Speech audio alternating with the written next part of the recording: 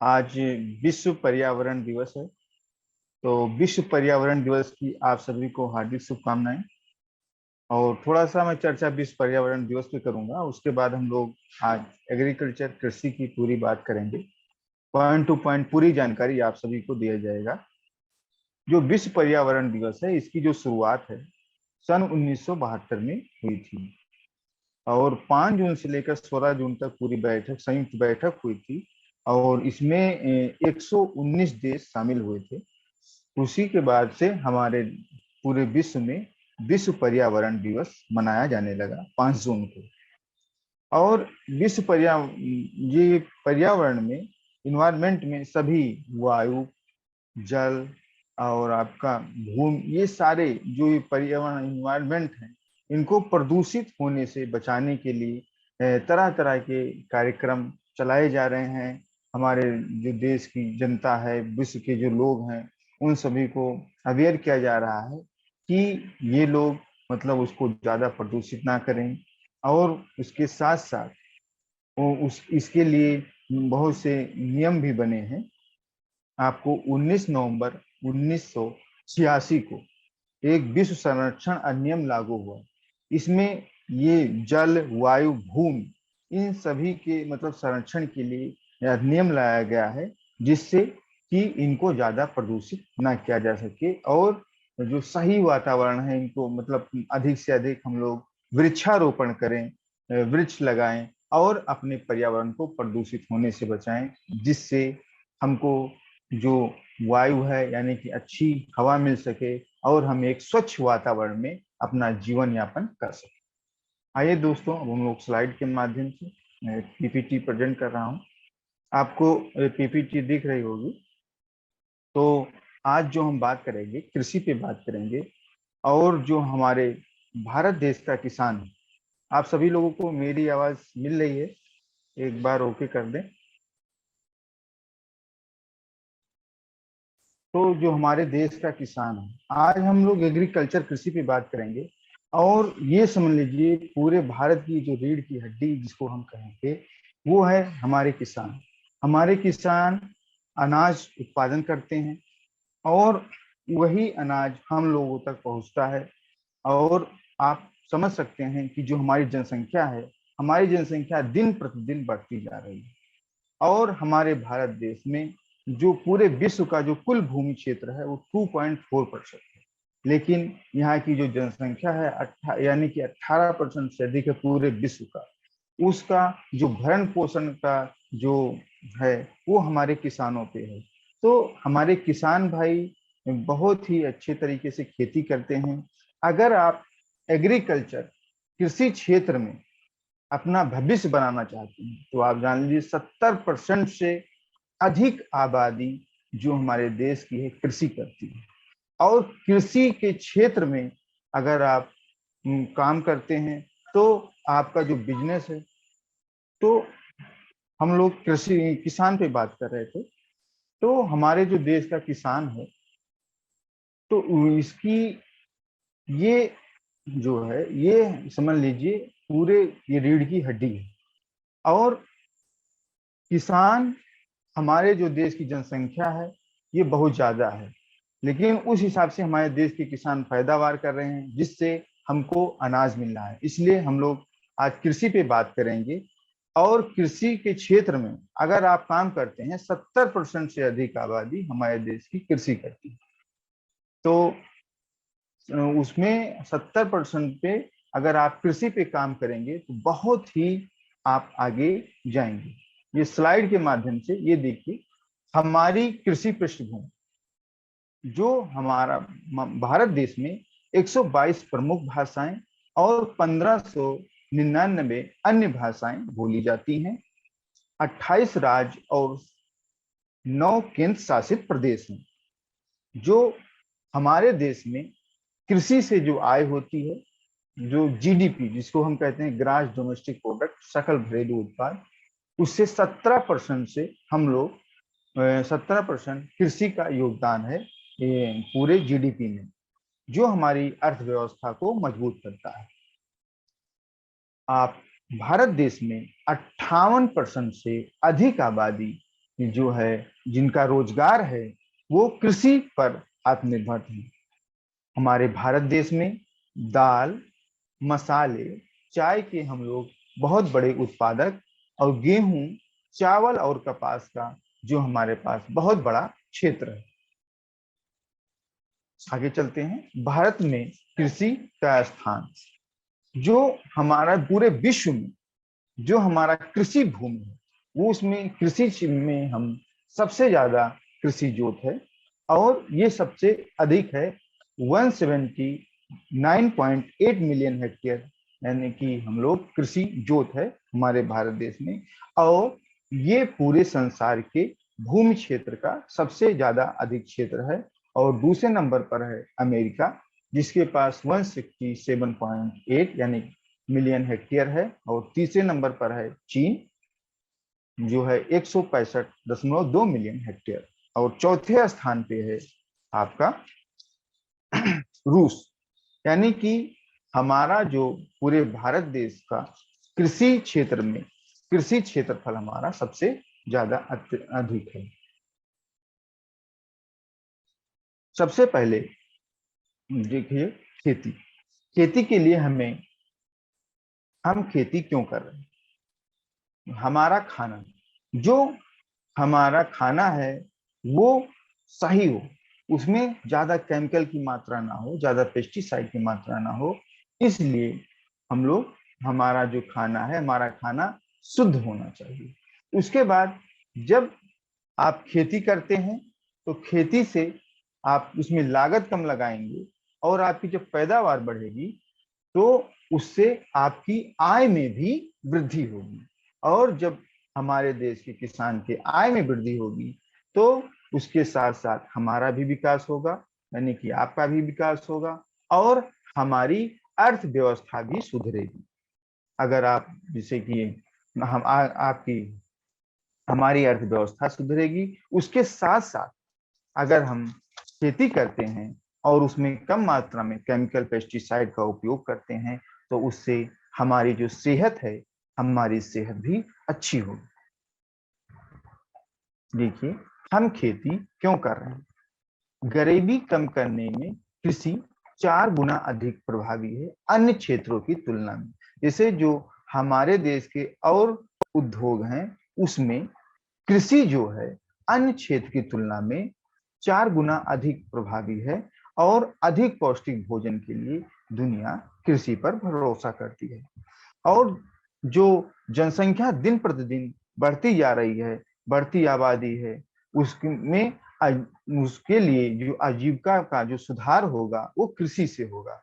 अगर आप कृषि करते हैं तो उसमें आपके आजीविका का सुधार होगा और धीरे धीरे करके आपकी गरीबी दूर होगी।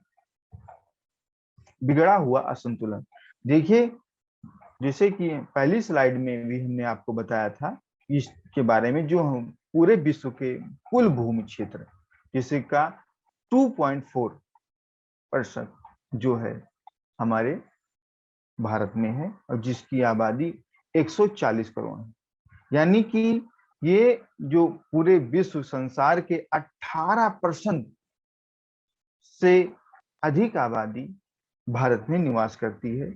और ये जो है बिगड़ा हुआ संतुलन है, इसको बैलेंस करना, इसके लिए जो योगदान होगा वो हमारा खेती से ही हम कर सकते हैं। और हमें अपनी आबादी को कम करना है। और पानी, पानी देखिए संसार का, देखिए जो हमारा जो पानी है, पानी पीने लायक पानी है, वो पीने लायक पानी 2% से भी कम बचा हुआ है। जिसमें हमारे पास जैसे कि पानी 4% है जिससे में हम खेती करते हैं, वो पानी उपयोग करते हैं।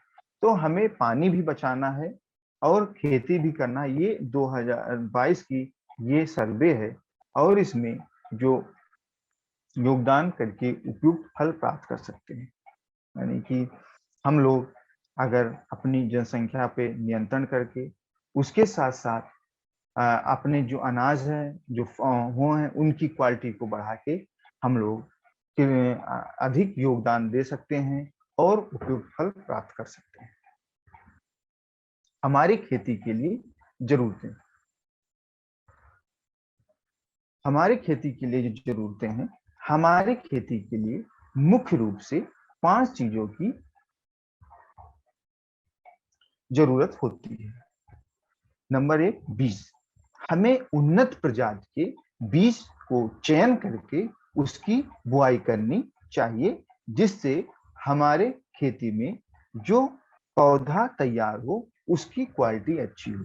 जो किसान हमारा होता है उसकी जो है सारा जो पैदावार और उसकी प्रोडक्शन, सारा चीज जो भी है वो हमारे बीज पे निर्भर करता है। अगर आप अच्छे प्रजाति के बीज का चयन करके आप बुआई करेंगे तो उससे आपके पैदावार में वृद्धि होगी, और जो आपकी जो फसल है वो फसल अच्छी आएगी, जिससे आपकी पैदावार में वृद्धि होगी और उसी से आपकी आय भी बढ़ेगी। खाद्य एवं उर्वरक। खाद्य एवं उर्वरक जो है, जो हमारे किसान हैं वो अपने खेत में संतुलित मात्रा में खाद्य एवं उर्वरक का प्रयोग करना चाहिए। अगर आप अपनी भूमि क्षेत्र में अत्यधिक मात्रा में खाद एवं उर्वरक का उपयोग करते हैं तो वो हमारे फसलों में सही तरीके से नहीं लगता है, और हमारे किसान का जो व्यय है, यानी कि खेती के लिए जो व्यय है वो बढ़ता है। उसके साथ साथ उसकी भूमि भी ऊसर होती है। तो खेती में बीज के साथ साथ हमें अपने खाद एवं उर्वरक का भी विशेष ध्यान रखना चाहिए, जिससे आप संतुलित मात्रा में जब खाद एवं उर्वरक का उपयोग करेंगे उससे आपको अपनी खेती में लागत भी कम लगानी पड़ेगी और आपकी पैदावार भी बढ़ेगी। लेकिन तो जब संतुलित मात्रा से आप अधिक रासायनिक खाद का उपयोग करेंगे तो उससे आपकी भूमि ऊसर भी होगी और आपको खेत में लागत भी ज्यादा लगानी पड़ेगी और आपको उतनी पैदावार, उतना बेनिफिट नहीं मिलेगा। जो हमारे खेती के लिए तीसरा चीज है जुताई।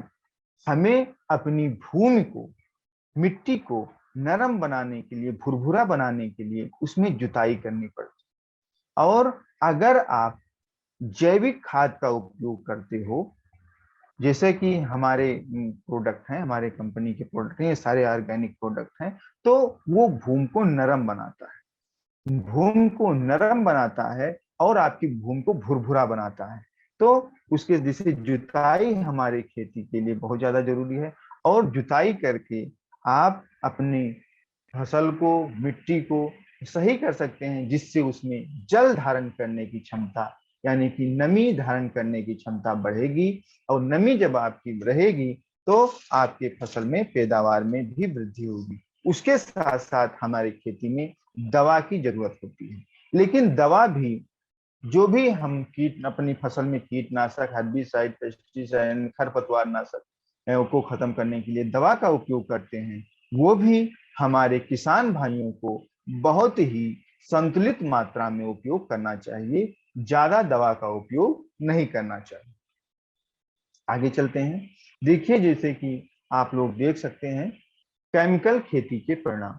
जो ये केमिकल खेती के परिणाम होते हैं, जब आप अपनी भूमि में अत्यधिक मात्रा में रासायनिक खाद्य, कीटनाशक का उपयोग करते हैं, और तो उससे क्या होता है, ये आपकी मिट्टी में जाते हैं और आपके मिट्टी को कठोर करते हैं, और आपकी मिट्टी में जल धारण करने की भी क्षमता कम होती है। उसके साथ साथ जब आप उसमें आप सिंचाई करते हो, तो जब सिंचाई करते हो या बारिश का पानी आता है, तो बारिश के पानी से ये जो है ये मिट्टी के अंदर चले जाते हैं, मिट्टी के अंदर चले जाते हैं, और धीरे धीरे करके ये जो है ये सब तालाबों में और नदियों में ये जैसे कि चले जाते हैं। जैसे हमारे जो पौधे होते हैं, जब आप उसमें रासायनिक खाद, कीटनाशक का उपयोग करते हो तो वो कुछ ही मात्रा में ले पाते हैं, सारे नहीं ले पाते हैं। जो नहीं ले पाते हैं वो हमारे तालाबों में और नदियों में चले जाते हैं, जिससे हमारे जो तालाब हैं उसके में मतलब एल्गी टाइप के या काई टाइप के फैल जाते हैं। उससे क्या होता है, ये होता है हमारे जो पानी का स्रोत है, जैसे नदियां हैं, तालाब हैं, इन सब में ऑक्सीजन का जो लेवल है ऑक्सीजन के लेवल को कम कर देते हैं, जिससे हमारे जो जलीय जीव हैं वो जलीय जीव को मतलब हाँ सांस लेने में बहुत ही दिक्कत होती है। उसके साथ साथ ये जो एल्गी हैं ये धीरे धीरे करके हमारे जो जलीय जीव हैं वो मर भी जाते हैं। तो जब आप अपने भूमि में ज्यादा मात्रा में रासायनिक खाद कीटनाशक का उपयोग करते हैं तो उससे हमारा जल भी प्रदूषित होता है, और जब ये मर जाते हैं तो उससे हमारा वायु भी प्रदूषित होता है। ये है यूट्रोफिकेशन। तो आपका वायु भी प्रदूषित हो गया, ये जल भी प्रदूषित हो गया, मिट्टी भी प्रदूषित हो गई। ये है केमिकल खेती के असर, यानी कि अपनी भूमि में अत्यधिक मात्रा में जो हमारे किसान भाई केमिकल का उपयोग करते हैं। कृषि उद्योग देखिए, जो है CSE रिपोर्ट में कहा गया है, जिसे भूजल में नाइट्रोजन प्रदूषण, यानी कि जैसे कि आप लोग देखे हैं आपका ये हमारे भूमि में ये नाइट्रोजन के प्रदूषण हुआ। उसके बाद वो उर्वरक के उपयोग से, यानी कि जब हम अपनी भूमि में नाइट्रोजन, फास्फोरस, पोटास की मात्रा को ज्यादा कर दिए तो हमारा वायु भी यानी कि हमारा जल भी प्रदूषित हो गया। उसके साथ साथ खादों में जो पानी में घुली ऑक्सीजन भी कम हो जाती है, इससे पानी में रहने वाले जलीय जीव भी समाप्त हो जाते हैं। ये देखिए आप, जब हम अत्यधिक मात्रा में केमिकल खादें डालें और हमारे किसान भाई फसल चक्र नहीं अपनाए, ज्यादा मुनाफे के चक्कर में ज्यादा केमिकल, ज्यादा फर्टिलाइजर डालकर एक साल में तीन तीन फसलें ली, उसके साथ साथ तीन तीन फसलें ली और फसल चक्र नहीं अपनाई, जिससे ये पूरा देखिए सवाल पूरा फैला हुआ है। और ये जो हमारे जलीय जीव हैं ये जलीय जीव मर रहे हैं। भूमि में खनिज पदार्थों की लगातार गहरी समस्या, यानी कि हमारी जो मिट्टी है उसमें जो हमारे खनिज पदार्थ हैं, जो हमारे पौधों के लिए पोषक तत्व हैं, उनकी जो हमारे पौधों के लिए जिसे सारे पोषक तत्व होते हैं, 16 पोषक तत्व हैं, उनकी लगातार कमी होती जा रही है, जिससे हमको जो अनाज मिल रहा है उस अनाज की क्वालिटी भी अच्छी नहीं मिल पा रही है।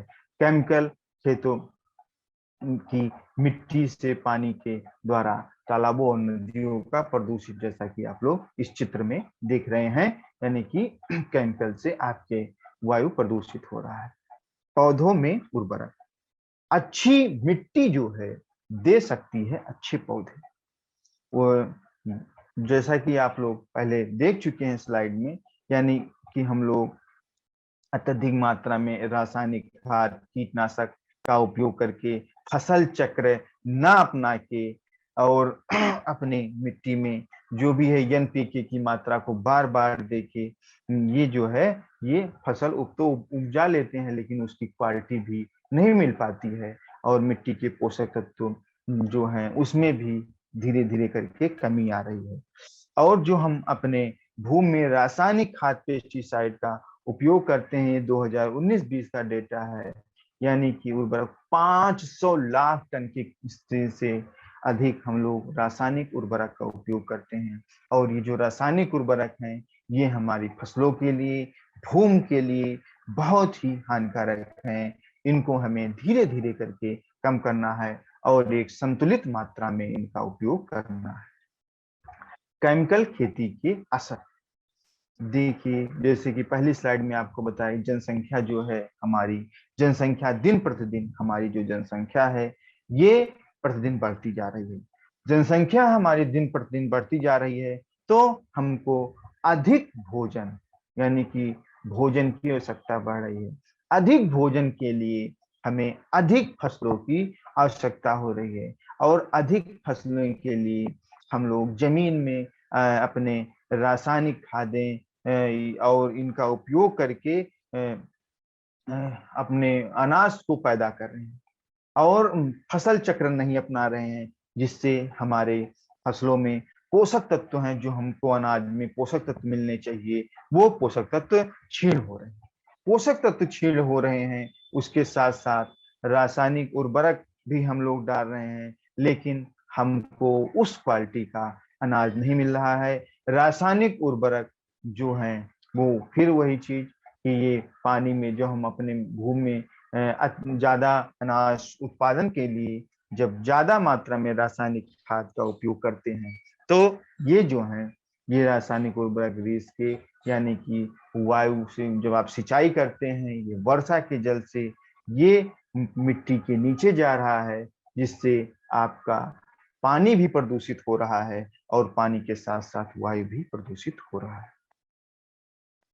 कीटनाशक के असर, जो हम लोग अपने खेत में अत्यधिक मात्रा में कीटनाशक का उपयोग करते हैं केमिकल खाद के साथ, तो जो हमारे पौधे होते हैं उनकी जो रोग प्रतिरोधक क्षमता है दिन पर दिन करके घटती जा रही है।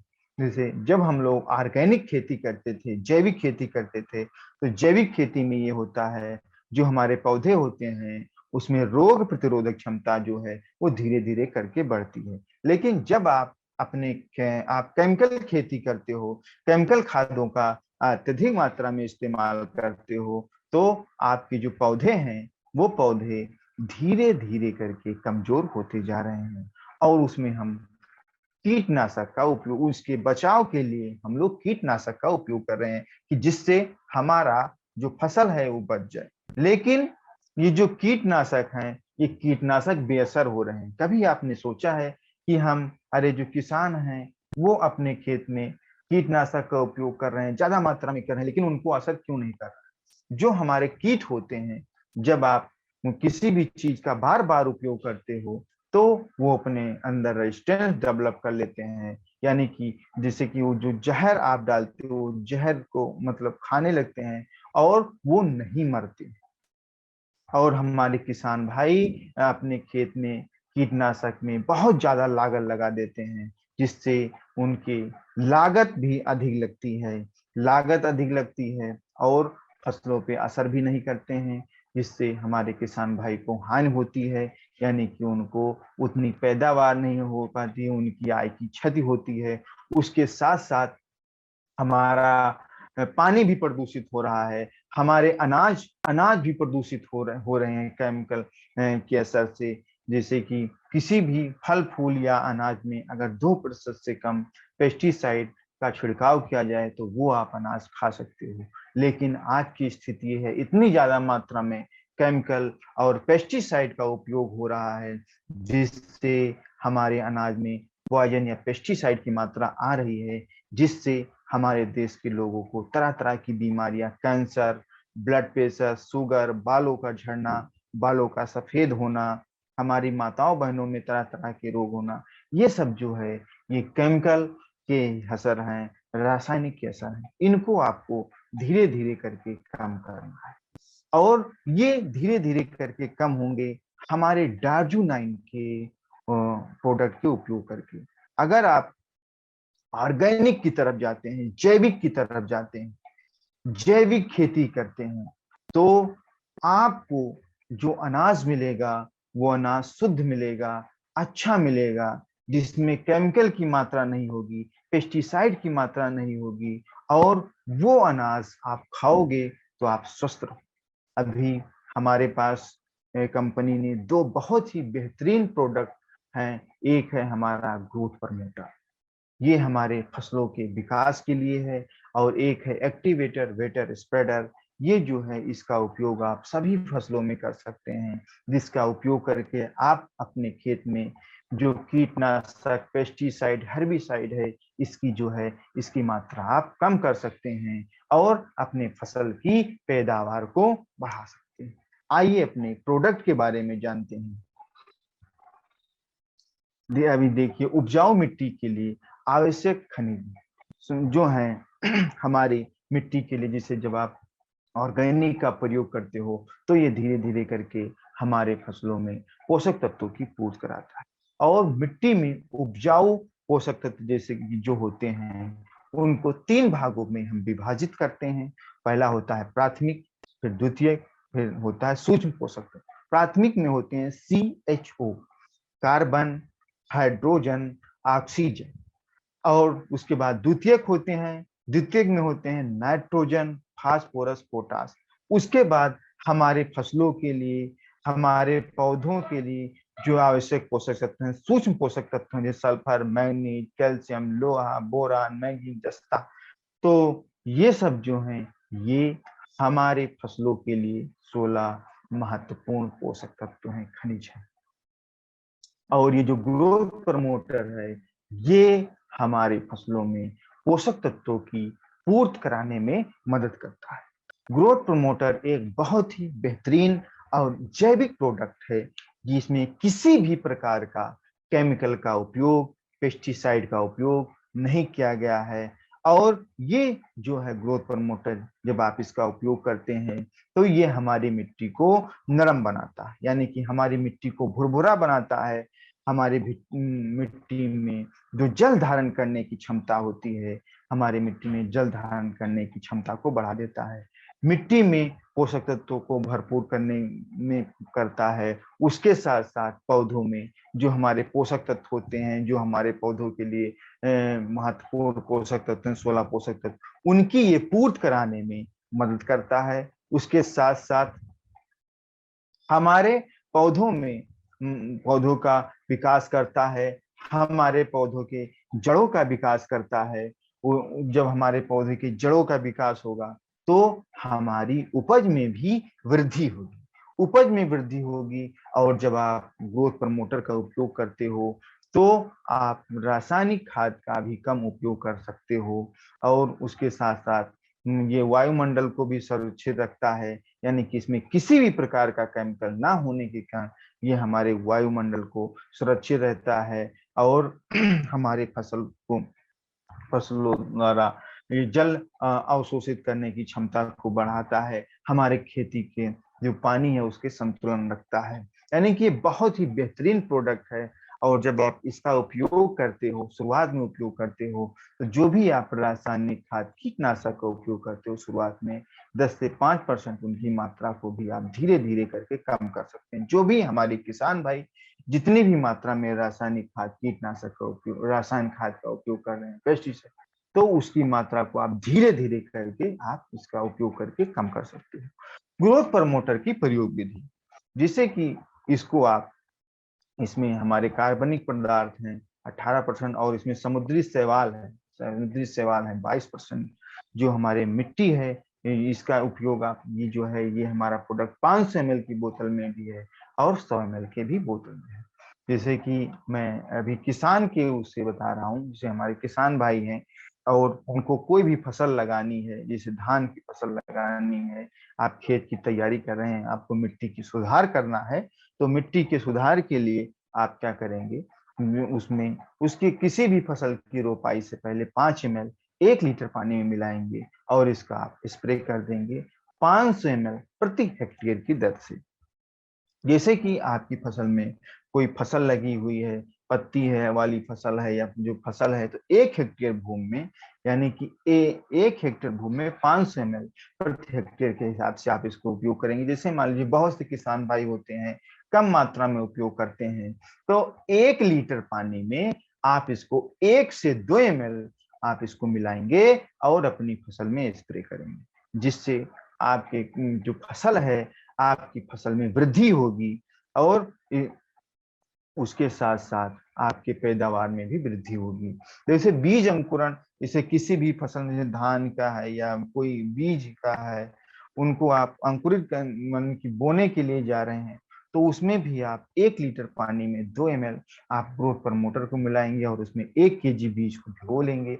और उसके बाद जब आप उस बीज की बुआई करेंगे तो उसका जो अंकुरण है वो अच्छा अंकुरण होगा, जिससे आपके पैदावार में वृद्धि होगी। और ये जो हमारा प्रोडक्ट 500 ml और 100 ml की बोतल में उपलब्ध है। AWS एक्टिवेटर वेटर स्प्रेडर, जो ये एक्टिवेटर वेटर स्प्रेडर है, इसका मेन काम होता है, जब आप इसको पानी में मिलाते हैं या किसी चीज में मिलाते हैं, कीटनाशक में मिलाते हैं, हर्बिसाइड में मिलाते हैं, पेस्टिसाइड मिला के घोल में मिलाते हैं, तो इसका मेन काम होता है, ये जो हमारी पानी की बूंदें होती हैं उनके सरफेस टेंशन को कम कर देता है, जिससे ये हमारे फसल में जो फैलाव है वो फैलाव बहुत अच्छा होता है। जिससे कि जब हमारी फसल में, जैसे कोई भी फसल है जो उसमें फैलाव अच्छा होगा, तो आपको कम मात्रा में रासायनिक खाद कीटनाशक का उपयोग करना पड़ेगा और वो आपकी पैदावार में वृद्धि होगी। और जिससे कि एक्टिवेटर जैसे पौधे की मोमी और बाली वाली सतह पर क्रिया करने में मदद करता है, जिससे कीटनाशकों के प्रदर्शन में सुधार होता है। पौधे और जड़ क्षेत्र में पानी को प्रभावी ढंग से, यानी कि पौधे का जो हमारा जड़ वाला क्षेत्र है उसको अवशोषण करने, यानी कि जो हमारे पौधे में जल धारण करने की क्षमता होती है उसको अवशोषित करने में मदद करता है। ये टॉनिक का काम करता है, नॉन आयनिक सर्फेक्टेंट है, यानी कि जैसे कि आप इसका उपयोग किसी भी रासायनिक खाद, कीटनाशक कीटनाशक या हार्बिसाइड, पेस्टिसाइड के घोल में आप इसका उपयोग कर सकते हैं। मिट्टी को पूरा सूखने नहीं देता है, यानी कि जब हम इसका उपयोग अपनी मिट्टी में करते हैं तो ये हमारे मिट्टी में है नमी बनाए रखता है। जब हमारे मिट्टी में नमी बनी रहेगी तो जाहिर सी बात है आपका पौधा ग्रोथ करेगा। इसे एक्टिवेटर वेटर स्प्रे द्रव को पौधे की सतह में प्रभावी ढंग से नम करने, जैसे जो आपके पौधे होते हैं जब आप उस पर स्प्रे करते हैं तो उसको प्रभावी ढंग से उसको नम करता है। और वेटर का जो काम होता है उसको, जो हमारे पौधे होते हैं जिस चीज का है कीटनाशक का या पेस्टिसाइड या पीजीआर का उपयोग करें तो सही मात्रा में वो पौधों के जड़ों में, पत्तियों में, टहनियों में, यानी कि जो भी पोषक तत्व उनको सही तरीके से पहुंचाने का काम करता है, जिससे आपके फसल में पैदावार में वृद्धि होती है और आपको कम लागत लगानी पड़ती है। AWS के इस्तेमाल कैसे करें? आपको सिंचाई में उसका उपयोग करना है, किसी भी फसल की सिंचाई करनी है, भूमि की सिंचाई करनी है, तो सिंचाई के 12 घंटे पहले आप इसका स्प्रे करेंगे अपनी भूमि में। आप 180 ml को 100 लीटर पानी में मिलाएंगे और उसके साथ में 2 kg यूरिया मिलाकर आप स्प्रे कर देंगे। और स्प्रे करने के 12 घंटे बाद अगर आप सिंचाई करते हैं तो आपको कम पानी लगाना पड़ेगा और उसके साथ साथ आपके खेत में जो नमी है वो नमी बनी रहे। इसका उपयोग आप खरपतवार नाशक या किसी पीजीआर, प्लांट ग्रोथ रेगुलेटर या हार्बिसाइड, पेस्टिसाइड या डिकम्पोजर, यानी कि सभी के साथ आप इसका उपयोग कर सकते हैं। जो भी आपका घोल तैयार होगा, जो आपका घोल, जैसे मान लीजिए आप 15 लीटर का आपका घोल तैयार हुआ तो उसमें आप 20 ml आप मिला लीजिए। इससे आप कम मात्रा में कर रहे हैं तो 1 लीटर का घोल आपका तैयार हुआ तो 1 लीटर घोल में आप 1 से 2 ml आप इसका उपयोग करेंगे। जिससे कि आप कोई पीजीआर ले रहे हैं तो उसमें आप 1 लीटर में 1 ml आप उपयोग करेंगे, आपको बहुत ही अच्छा रिजल्ट मिलेगा और इसमें किसी भी प्रकार का केमिकल या पेस्टिसाइड का उपयोग नहीं किया गया है। आइए हम लोग आगे चलते हैं। जून महीने में AWS और ग्रोथ प्रमोटर के हमारे फसलों पे उपयोग, यानी कि जून महीने में जो हमारे किसान भाई, आप फील्ड में जाते हैं, आपके किसान भाई मिलते हैं तो उनको AWS और ग्रोथ प्रमोटर का उपयोग हम लोग कहाँ कहाँ किस अवस्था में करवाएं। देखिए, इस महीने में बहुत ही अच्छा धान की नर्सरी लग रही है, हमारे किसान भाई धान की नर्सरी लगा रहे हैं। तो धान की नर्सरी जून के माह में धान की नर्सरी लगा लें और धान की नर्सरी लगाने से पहले आप 5 ml प्रति लीटर, यानी कि 1 लीटर पानी मिला के आप किसान भाइयों का ग्रोथ प्रमोटर का स्प्रे करवाएं। ग्रोथ प्रमोटर का स्प्रे करवाएं जिससे वो मिट्टी में उर्वरा शक्ति बढ़े और आपको अच्छा बीज प्राप्त हो। आप 500 ml ग्रोथ प्रमोटर को, अगर किसान भाई इसको स्प्रे करने में सक्षम नहीं है तो आप क्या करेंगे, 500 ml ग्रोथ प्रमोटर को 250 से 300 लीटर केजी, 250 से 300 किलोग्राम, आप समझ रहे होंगे, यानी कि 2.5 से 3 कुंटल सड़ी हुई गोबर की खाद जो 1 साल पुरानी होनी चाहिए, उसमें वर्मी कंपोस्ट में डालकर अच्छी तरीके से आप मिलाएंगे और 1 हेक्टेयर भूमि में आप इसका बुरकाव कर देंगे। तो जो आप धान की नर्सरी लगाइए या फिर आप उसमें धान की रोपाई करिए तो आपको अच्छा रिजल्ट मिलेगा। जिससे धान और गेहूं की फसल के बीच में अगर हमारे किसान भाई लाही की फसल या आलू की फसल लेना चाहते हैं तो उसके लिए आप धान की जो है वो जल्दी पकने वाली किस्म जैसे नरेन 97, रत्ना या गोविंद या कोई भी रिसर्च जो वैरायटी है जो कम समय में तैयार होती है उसको आप लगाएंगे तो धान और गेहूं के बीच में एक फसल लाही या आलू की फसल भी आप ले सकते हैं। जून के महीने में और खेती में आप क्या काम कर सकते हैं, मक्का की जो बुआई है उसकी मक्का की बुआई 25 जून तक पूरी कर लें हमारे किसान भाई। उसके साथ साथ संकर प्रजातियों के लिए आप जो भी आप उसमें वो करेंगे जो बीज दर है हमारी 18 से 20 केजी है। और उसके साथ साथ जो सकुल प्रजाति होती हैं जैसे संकर के बाद जो अन्य सामान्य प्रजातियां होती हैं 20 से 25 केजी बीज की आवश्यकता होती है। मक्के के बीज के शोधन के लिए आप क्या करेंगे, 1 केजी बीज में 1 से 2 ml ग्रोथ प्रमोटर आप मिलाएंगे 1 केजी बीज में। इससे आपके बीज जो है शोधित हो जाएंगे, इसका जर्मिनेशन अच्छा होगा। बुआई के 15 दिन बाद जब आप मक्के की बुआई करें तो 15 से 20 दिन के बाद जून महीने में सिंचाई करना है। और सिंचाई से पहले आप उसमें AWS का उपयोग कर लेते हैं तो उसमें आपके खेत में नमी बनी रहेगी। ज्वार, जून के माह में ज्वार की बुआई के लिए ये जून के अंतिम सप्ताह तक ज्वार की बुआई कर लें और इसकी जो बीज दर होगी 12 से 15 किलोग्राम बीज की आवश्यकता होगी। बीज शोधन के लिए 1 से 2 ml आप ग्रोथ प्रमोटर 1 किलो बीज में मिलाकर आप कोई भी बीज हो जैसे कि आप उसमें 1 से 2 ml ग्रोथ प्रमोटर आप मिला सकते हैं प्रति केजी बीज के हिसाब से, जिससे उसमें अच्छी मतलब जर्मिनेशन होगी, आपका बीज और अच्छा जमेगा। और बुआई से पूर्व खेत की तैयारी करते समय अगर जैसे ज्वार की बुआई खेत की तैयारी कर रहे हैं तो अगर आपके खेत में नमी नहीं, अगर नमी है तो आप उसमें बुआई करें।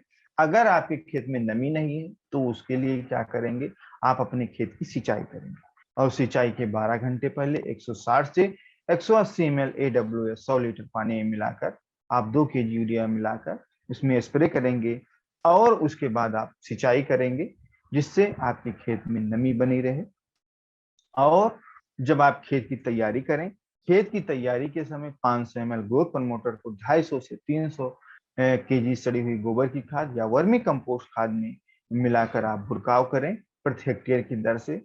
और उसके बाद आप खेत में कल्टीवेटर करके पाटा लगा दें जिससे आपके खेत में मतलब ये पोषक तत्व तो मिल जाए और आपकी पैदावार में वृद्धि हो। अगर आप इस तरह नहीं कर सकते हैं तो इसका स्प्रे भी कर सकते हैं 500 ml को 250 से 300 लीटर पानी में डालकर प्रति हेक्टेयर की दर से आप स्प्रे करके आप ज्वार की बुआई कर सकते हैं। जून के महीने में अरहर, मूंगफली, सोयाबीन की फसल जिसे ये सिंचित दशा में अरहर की जो है ये बुआई जो है जून के प्रथम सप्ताह में सभी किसान भाइयों को कर लेनी चाहिए। और सिंचाई के अभाव में वर्षा अगर प्रारंभ नहीं हो रही है तो उसमें आपको सिंचाई करनी चाहिए। अरहर के बीज के लिए 12 से 15 केजी बीज प्रति हेक्टेयर आपको आवश्यकता होती है। और उस आपको बीज को शोधित करने ग्रोथ प्रमोटर से आप इसको शोधित कर लीजिए प्रति केजी बीज के हिसाब से। मूंगफली की बुआई जून के आप दूसरे सप्ताह तक आप पूरी कर लें। मूंगफली की फैलने वाली प्रजातियां में आपका जो बीज दर है 80 से 100 किलोग्राम और गुच्छे वाली जो आपकी मूंगफली की प्रजातियां हैं वो 60 से 80 केजी बीज की आवश्यकता होती है। सोयाबीन की बुआई जून के अंतिम सप्ताह में आपको हो जानी चाहिए और सोयाबीन की बीन के बीज के लिए आप 70 से 75 किलोग्राम प्रति हेक्टेयर आपको बीज की आवश्यकता होगी।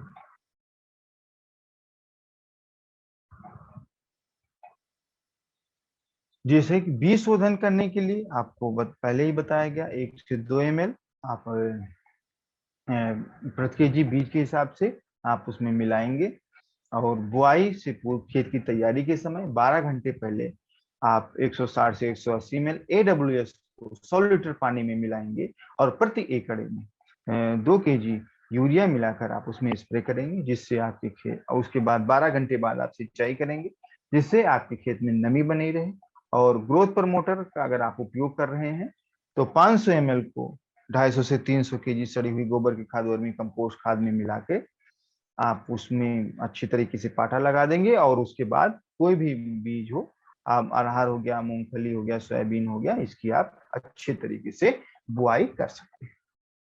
गन्ना की फसल, गन्ना की फसल में जो इस माह में आप अगर सिंचाई वर्षा हो गई है तो सिंचाई हो गई, नमी है आपके खेत में, तो नाइट्रोजन की जो पूरी मात्रा है इस माह में पूरी कर लेनी चाहिए। यानी कि जो आपका गन्ना है, जब गन्ना ज्यादा बढ़ जाएगा तो हमारे किसान भाई खेत में नहीं जा पाएंगे। तो जो भी आपको गन्ने के लिए जो भी पोषक तत्व देना है, मई आपके जून जुलाई की शुरुआत में इसमें आप जो भी पोषक तत्व दे रहे हैं उसकी पूर्ति कर लेनी चाहिए। उसके साथ साथ हमारे गन्ने की फसल में अगर कोई रोग लग रहा है, अगोला बेधक रोग लग रहा है, उसके रोगनाशक घोल के लिए आप जो भी घोल तैयार करें, उस घोल में AWS जो भी घोल होगा 1 लीटर घोल में 1 से 2 ml आप इसमें डाल के आप उसका उपयोग करेंगे, तो जो आप रोगनाशक का उपयोग कर रहे हैं वो आपको कम मात्रा में देना पड़ेगा, 500 ml प्रति हेक्टेयर की दर से। जो गन्ने की जो सेकंड जो होती है, रेटून जिसको कहते हैं, पेड़ी होती है, गन्ने की फसल जो है, हमारे किसान भाई एक बार गन्ने की फसल की बुआई करते हैं और उसको 2 बार या 3 बार काटते हैं। तो गन्ने की जो पेड़ी है उसकी अच्छी उपज लेने के लिए उसमें जो हमारी फसल है कटने के बाद उसमें सिंचाई करें। और सिंचाई के बाद उसमें सिंचाई से पहले 500 ml AWS को 5 केजी यूरिया में मिलाकर 400 से 500 लीटर पानी में स्प्रे करें और प्रति हेक्टेयर की दर से, और उसके 12 घंटे बाद सिंचाई करें, जिससे आपके खेत में जो नमी है वो नमी बनी रहे। और इसमें भी जो यूरिया की मात्रा है प्रति हेक्टेयर, मतलब जो नाइट्रोजन होती है वो 75 किलोग्राम, यानी कि जो यूरिया होगी आपकी 163 केजी यूरिया होगी, और उसकी भी लास्ट डोज जो है ये आपको पूरी कर लेनी है। जब आप इसमें पूरी कर लेंगे तो इससे आपकी गन्ने की जो फसल है, गन्ने की फसल अच्छी होगी और वो बढ़वार भी होगी। चारे की फसलें हैं, जैसे बहु कटाई वाली चारे की कटाई के बाद आप 30 जो भी आप चारे की कटाई करें तो उसमें 30 किलोग्राम नाइट्रोजन, यानी कि आपको कम से कम 65 किलोग्राम यूरिया हर कटाई पे आपको देना है, जिससे आपकी जो फसल है, चारे वाली फसलें हैं, बहुकटाई वाली चारे वाली फसलें आप उसमें देते रहेंगे तो उसमें अच्छा किले आएंगे। और जो किले आएंगे, देखिए किसानों के लिए सबसे ज्यादा पशुओं के लिए हरे चारे की आवश्यकता होती है, तो उसमें जब आप ये पोषक तत्व देंगे तो इससे उसमें हरा चारा ज्यादा बनेगा। और इसके साथ साथ आप इसमें चाहें तो आप इसमें 15 लीटर पानी में 15 से 20 ml AWS और 15 से 20 ml ग्रोथ प्रमोटर मिला के आप इसमें स्प्रे कर देंगे, तो उससे भी आपके जो हरे चारे हैं वो बढ़ेंगे, हरे चारे बढ़ेंगे और ज्यादा हरे चारा आपको मिलेगा, ज्यादा हरी पत्तियां मिलेंगी, जिससे किसान जो है वो ज्यादा दुग्ध का उत्पादन कर सकता है। चारे के लिए ज्वार, लोबिया या बहुकटाई वाली चरी की बुआई इस माह में कर सकते हैं। और वर्षा न होने की दशा में आपके खेत में पलेवा करें और उसके बाद आप उसकी बुआई करें। जो लोबिया के लिए आपकी बीज की दर होगी वो 35 से 40 किलोग्राम होगी, ज्वार के लिए 40 से 45 किलोग्राम, और बहुकटाई वाली चरी जिसकी बार बार आप कटिंग कर सकें उसमें 20 से 25 किलोग्राम प्रति हेक्टेयर की दर से आपको बीज की आवश्यकता होगी। वैसे हमारे किसान भाई जो हैं वो बहुत ही ज्यादा जानकार हैं, उनको सारी चीजों का पता है तो कितनी मात्रा में कहाँ पर कितने बीज की वो करें, लेकिन ये है एक मैं डाटा आपको दे दिया हूँ। और जो भी आप बीज की बुआई करें उसके लिए आप बीज शोधन करके ही बीज को बोएं। और बुआई से पूर्व खेत की तैयारी के समय अगर खेत में नमी नहीं है तो उसकी सिंचाई करें, और सिंचाई में ओट आ जाने पे आप उसमें जो भी आप फसल बोए हैं उसकी बुआई करें। और खेत की तैयारी करते समय आप ग्रोथ प्रमोटर का उपयोग करें, जिससे आपके भूमि में, मृदा में पोषक तत्वों की पूर्ति हो और आपकी जो फसल है, आपकी फसल अच्छी हो। सब्जी की खेती, जैसे कि जून के माह में आप हमारे किसान भाई बैगन, मिर्च, अगेती, फूल गोभी पौधे बोने का ये समय है। बैगन, मिर्च व टमाटर की फसलों में सिंचाई करें, आवश्यकता अनुसार निराई व गुड़ाई करें। लौकी, खीरा, आपका जो तरोई होगा, करेला होगा, टिंडा होगा, इसके जो जल्दी है इसके बुआई का भी वो उपयुक्त समय है। और बहुत से जो हमारी फसलें लौकी, खीरा, तरोई जो तैयार हैं, उसमें आप जो ग्रोथ प्रमोटर और AWS का स्प्रे करके आप उसमें अच्छी पैदावार प्राप्त कर सकते हैं।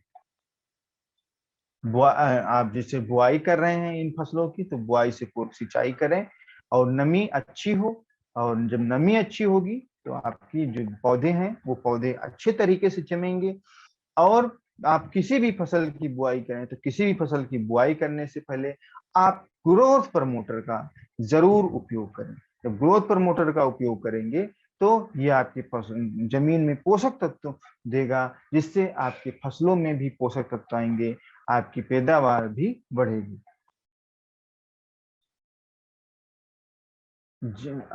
सूरजमुखी, मूंग और आपकी उड़द है, जो जायद में आपने जिसकी बुआई की है, अगर इसमें जायद में बुआई की है तो उसकी जून के महीने में कटाई व मड़ाई का कार्य पूरा कर लें। और मूंग की फलियों को तोड़ने का कार्य 20 जून तक आप पूरा कर लें। बागवानी, बागवानी जैसे आपको नए बाग, हमारे किसान भाइयों को नए बाग लगाने हैं, तो उसके लिए आप जो भी गड्ढा तैयार करें, उस गड्ढे में आपको लीची का बाग लगाना है, आम का बाग लगाना है, आपको और जो भी फसलें हैं उन केले का लगाना है, या फिर जो भी आपके फल हैं उनके बाग लगाना है, तो उसके इस समय गड्ढा तैयार करने का समय है, जून का महीना है। उसमें जो आप गड्ढा जो तैयार करेंगे उसे 30 से 40 केजी सड़ी गोबर की खाद, 1 केजी आपकी नीम की खली, और उसके साथ साथ 10 ml से 15 ml ग्रोथ प्रमोटर सड़ी गोबर की खाद में अच्छी तरीके से मिला के प्रति गड्ढा के हिसाब से आप उसको भर देंगे। तो उसमें ये होगा, ये आपके जब आप पौधा लगाएंगे तो वो पौधा आपका ज्यादा ग्रोथ करेगा, जल्दी ग्रोथ करेगा।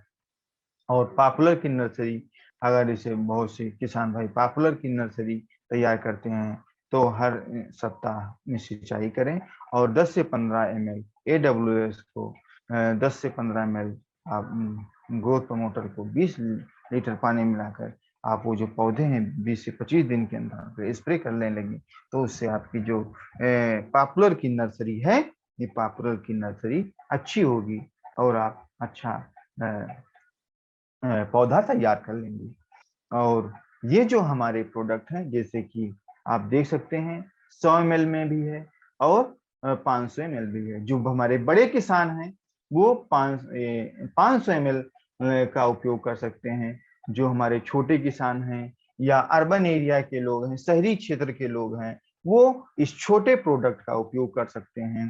जैसे गमले में आप लगा रहे हैं, गमले की सिंचाई कर रहे हैं, किचन गार्डनिंग कर रहे हैं, तो उसमें जो भी, जैसे कि आप 10 लीटर का घोल तैयार कर रहे हैं, तो 10 लीटर के घोल में जैसे आप उसमें सिंचाई करने जा रहे हैं, तो सिंचाई के लिए आप 1 लीटर पानी में 1 से 2 ml ग्रोथ प्रमोटर और 1 से 2 ml AWS मिला के आप उसमें हर पौधे में 1-1 लीटर पानी डालेंगे, और उसके बाद और आप पानी डालेंगे। इससे आपका जो गमला है, वो गमला जान के जो भी गमले के पौधे हैं, जो भी आप शो प्लांट लगाए हैं, शोर प्लांट लगाए हैं, तो वो बढ़ेंगे और अच्छे होंगे, उनमें नमी अच्छी होगी, वो हरे भरे होंगे।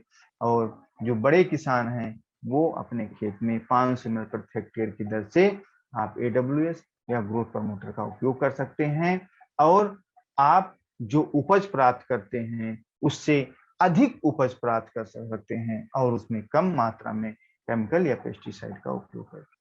ओके, थैंक यू आप सभी का, आप हमको सुनने के लिए बहुत बहुत धन्यवाद। अब आपके जो भी सवाल है, जो भी आपके सवाल हैं, वो आप बारी बारी से पूछ सकते हैं।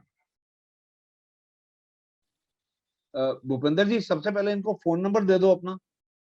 अच्छा सर, मैं अपना फोन नंबर आप लोगों को बता दे रहा हूं। 9311847261। मैं एक बार फिर से अपना मोबाइल नंबर आप सभी लोगों को बता रहा हूं। 9311847261, ये मेरा मोबाइल नंबर है। और इस पे आप खेती बाड़ी से संबंधित कोई भी जानकारी, फसलों से संबंधित कोई भी जानकारी आप इस नंबर पे फोन करके या व्हाट्सएप के माध्यम से आप प्राप्त कर सकते हैं एनी टाइम। भूपेंद्र जी, सबसे पहला सवाल है कि टमाटर की फसल के लिए भी बताइए। टमाटर की फसल है तो जैसा कि और फसलें हैं, आपकी बैगन की फसल, जैसा कि हमने आपको बताया है कि खेत की तैयारी के समय अगर उसमें नमी नहीं है तो आप AWS का उपयोग करके सिंचाई करें। उसके बाद ग्रोथ प्रमोटर डाल के आप उसमें पौधे की रोपाई करें। पौधे की रोपाई करने के बाद जब आपका पौधा बढ़ने लगे, 25 से 30 दिन का हो जाए, तो AWS और ग्रोथ प्रमोटर आपको डाल के उसमें स्प्रे करना है। और उसके बाद धीरे धीरे करके जब आपका पौधा फूल देने लगे, तो फूल देने से पहले भी आप AWS और ग्रोथ प्रमोटर का स्प्रे करें, और फल वाली भी अवस्था में करें। यानी कि एक जो सब्जी वर्गीय फसल है उसमें 3 से 4 बार आप AWS और ग्रोथ प्रमोटर को मिलाकर आप उपयोग करें। और जो भी आप रासायनिक खाद का उपयोग कर रहे हैं उसमें शुरुआत में आप 10 से 5% उसकी मात्रा कम कर सकते हैं, और जो भी रासायनिक खाद का उपयोग करते थे उसका उपयोग करें। जी सर। और ये पूछा गया है कि ग्रोथ प्रमोटर क्या टॉनिक का काम करता है? ग्रोथ प्रमोटर जो है ये हमारे फसलों में जो भी पोषक तत्वों की पूर्ति कराने में मदद करता है। आप जैसे कि ये हमारे फसल की वृद्धि करता है, हाँ टॉनिक आप कह सकते हैं, ये आप बोल सकते हैं, यानी कि हमारी फसल के पैदावार में वृद्धि करने में मदद करता है। तो आप टॉनिक के रूप में भी आप इसका उपयोग कर सकते हैं। शायद किसी को आने में यहाँ देर होगी, तो इन्होंने पूछा है धान की फसल में कैसे उपयोग करें, बता दीजिए जरा दोबारा। धान की फसल में हमने आपको शुरुआत में भी बताया है, पूरी जानकारी धान की फसल की दी है। तो अभी नर्सरी लग रही है, तो नर्सरी में भी आप ग्रोथ प्रमोटर का उपयोग करें। 5 ml प्रति लीटर की दर से आप नर्सरी तैयार करते हुए उपयोग करें। उसके बाद जब आप धान की रोपाई करें, तो धान के रोपाई के समय भी आप ग्रोथ प्रमोटर और AWS का उपयोग करें। उसके बाद जब आपकी धान की रोपाई हो जाए, तो उसके 20 से 25 दिन के बाद आप AWS और ग्रोथ प्रमोटर को मिला के 500 ml दोनों को मिलाएंगे, 500 ml, और प्रति हेक्टेयर की दर से आप उपयोग करेंगे। और फूल निकलने से पहले आप इन दोनों प्रोडक्टों को मिला के प्रति हेक्टेयर की दर से 500 ml उपयोग करेंगे। आप अपनी धान की फसल में जब भी कोई कीटनाशक, पेस्टिसाइड या हर्बिसाइड का उपयोग करेंगे, तो उस समय आप जो भी घोल तैयार करेंगे उस घोल के साथ आप AWS का उपयोग करेंगे 1 लीटर में 1 से 2 ml। जी सर। और AWS को 1 एकड़ में कितना मिक्स करना है धान के लिए? 180 से 160 से 180 ml 100 लीटर पानी में मिलाएंगे, और उसके साथ 2 kg यूरिया मिलाकर 1 एकड़ क्षेत्रफल में आप AWS का स्प्रे कर देंगे, नमी को बनाए रखने के लिए। जी सर। और तो अभी कोई सवाल नहीं आए हैं भूपेंद्र जी। और किसी के सवाल हैं तो वो भेज सकते हैं अभी। अगर और किसी के सवाल हैं तो आप चाहें तो फोन के माध्यम से हमसे बात कर लेंगे, और आप लोग फील्ड में जाएं, किसानों से बात करें, देखिए किसान हम भाई जो हैं वो बहुत ही ज्यादा जानकार हैं, उनके पास बहुत ही ज्यादा प्रैक्टिकल का अनुभव है। तो वो जो भी उपयोग कर रहे हैं, अगर उसके साथ आप ग्रोथ प्रमोटर और AWS का उपयोग करवा के उनकी जो भी पैदावार है, अगर पैदावार आप वृद्धि करवा देते हो, यानी कि पैदावार उनकी बढ़ा देते हो और उनकी लागत कम हो जाती है, तो ये समझ लीजिए कि आप कृषि के क्षेत्र में बहुत ही आगे जाएंगे। और अगर आप कृषि क्षेत्र में काम करते हैं, एग्रीकल्चर क्षेत्र में काम कर सकते हैं, तो सबसे पहले आपको स्वयं उपयोग करना है। स्वयं उपयोग करिए। हाँ सर।